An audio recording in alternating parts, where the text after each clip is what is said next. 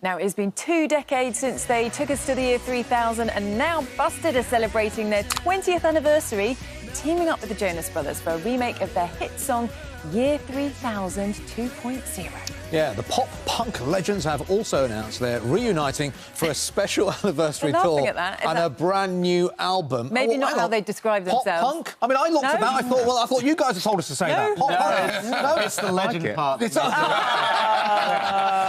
Before we chat with the boys, let's take a listen to some of their best hits. Keep on playing all those tunes this morning, couldn't we? Busted, join us now. Good morning to you. Good morning. Hello, hello. I have to say, it's like one of my favourite songs, Year 3000, but it's one of those ones as well at the same time. Whenever I hear it, my heart sinks because I know I'm going to have it in my head forever and ever now. All day I'm going to be singing that. I mean, for you, because you're revisiting them all again now, aren't you, after 20 years? How is it going back to all of that? It's the most fun ever.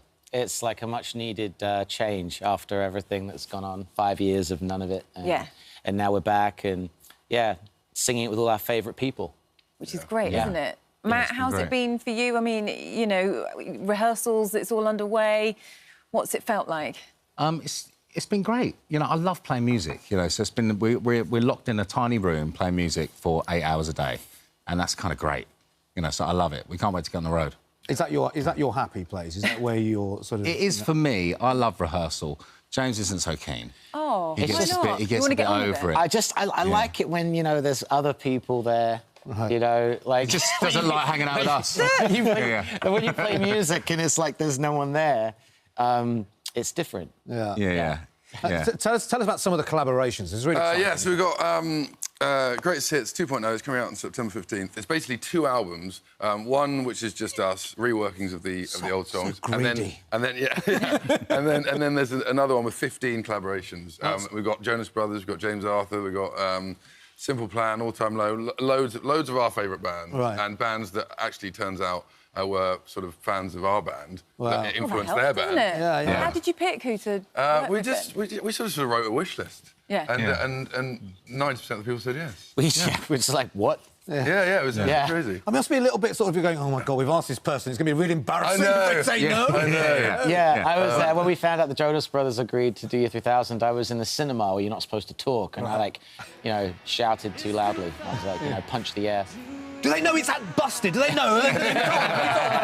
This was a fun show. We played Wembley Stadium with them once. That was great footage. Because they covered Year 3000 in America. Actually broke them in America. Launched their career. That song broke them in America. Got you to thank for where they are now. Yes, they have. Yes, they have. Well, the money. chronology speaks for itself.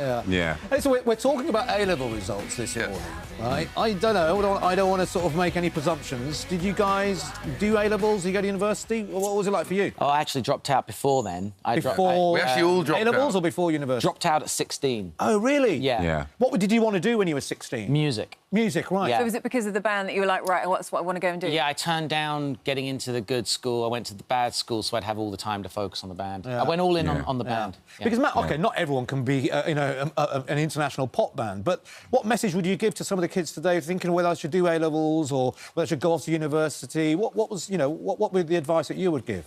I don't know, man. I mean, I think it's... I didn't do a lot. Literally, I met James at 16. We left school and we started the band. James was in college when we started the band, and he dropped out to kind of focus on doing the band with me. And it was kind of... but I think, it's about what are your options. If you've got that option going for you, then I think go for it, But there is other opportunities out there without going through that. Yeah, you can always go back to school. But you'll never be at the age where you can follow your dreams the way you can when you're younger.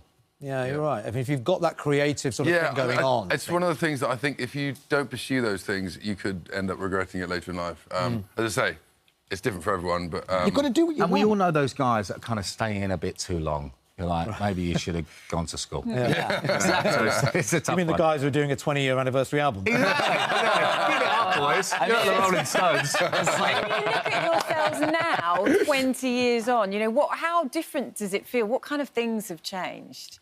I mean, the music industry is unrecognisable. So it's like the way that people consume music, the way that you know, just the way the industry works is so different. But then, in a good way, do you think? I mean, in different way. There's positives and negatives, I think. But what's great is that we're just about to head out on this big tour, September, and that hasn't changed at all. Do you know what I mean? Like the process of us going out on the road, sharing that live experience with the fans, is the same as it was 20 years ago. So I can't wait for that. Yeah. And we all have very different lives than what we had when we were 16. You know, we kind of like feel like we've got kids and kind of lives and things, but we get together and we're the same three idiots we were when we were 16 years old in a bedroom, you know, so... Yeah. And we're playing those songs that we wrote in a bedroom. They just wanted you, to be honest. Exactly. Exactly.